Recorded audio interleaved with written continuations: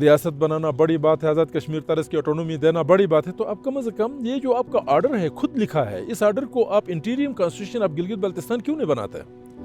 اسی آرڈر کے اندر گلگت بلتستان کے اسمبلی کے ممبروں کے ذریعے سے ترمیم کا جو ہے وہ شک شامل کیوں نہیں کرتے؟ اور جتنے بھی یہاں پہ غیر مقامی لوگ ہیں وہ کاروبار کر رہے ہیں، بڑی بڑے ہوٹلز ہیں، ان کے اوپر ٹیکسز لگانے کا اختیار آپ ہمیں دیں گے تو ہم یہ سبسڈی آپ کے منصورہ کے مرغیوں کو دے دیں گے۔ آپ نے آزاد کشمیر کو الگ وزیر اعظم دیا ہے، صدر دیا ہے، وزیر اعظم دیا ہے، جھنڈا دیا ہے، ترانہ دیا ہے، ان کے وسائل پہ ان کو اختیار دیا ہے، تو ہم آپ کے فیکٹری کے ملازم نہیں ہیں، ہم آپ کے تاج برطانیہ کے غلام نہیں ہیں۔ نے یہاں پہ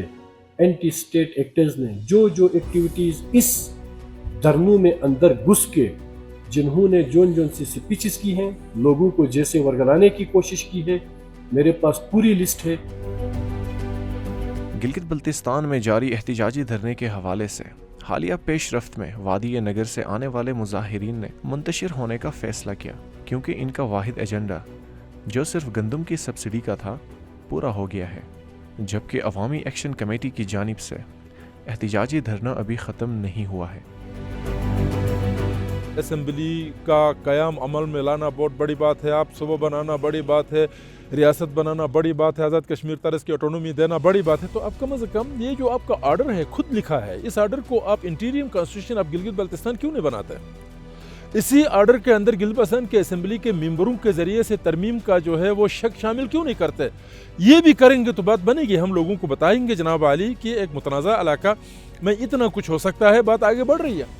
لیکن یہاں آپ جو ہے وہ جس طرح انگریز ہندوستان کو چلاتا تھا اسی طرح آپ اسلام آباد میں بیٹھ کر ہمیں چلائیں گے، تو ظاہر ہے ہمیں ان قوتوں کا، ان لوگوں کا ساتھ دینا ہوگا جو پبلک کے نمائندے ہوں گے۔ پبلک کے نمائندے ووٹ والے نہیں،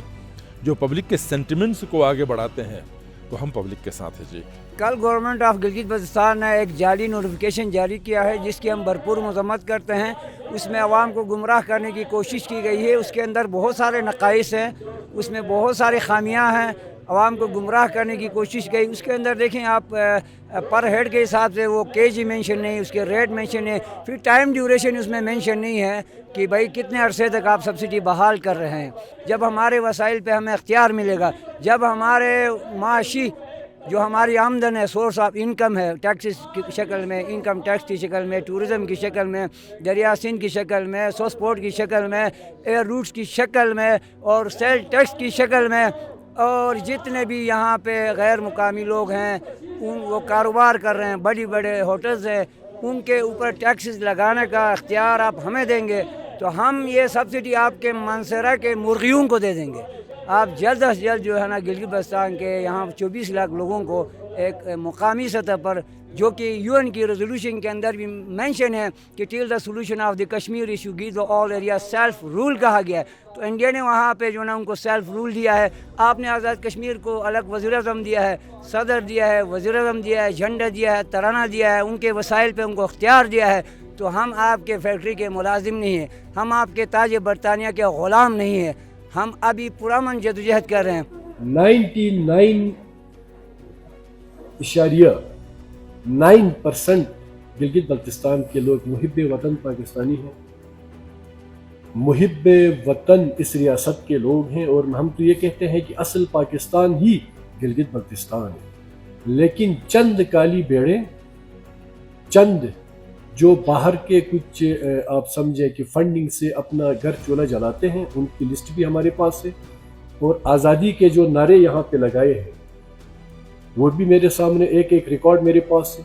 میں ایز ہوم منسٹر، میرے پاس جب DSR آتی ہے اور 10 چیزیں ویڈیوز کی شکل میں، جیسے میرے چھوٹے بھائی ہیں فتح اللہ صاحب نے کہا کہ ہمارے پاس ایک ریکارڈنگ موجود ہے کہ بہت سارے لوگ اس پرامن دھرنے میں آ کے اندر سے ان کی کیا خواہشات تھی۔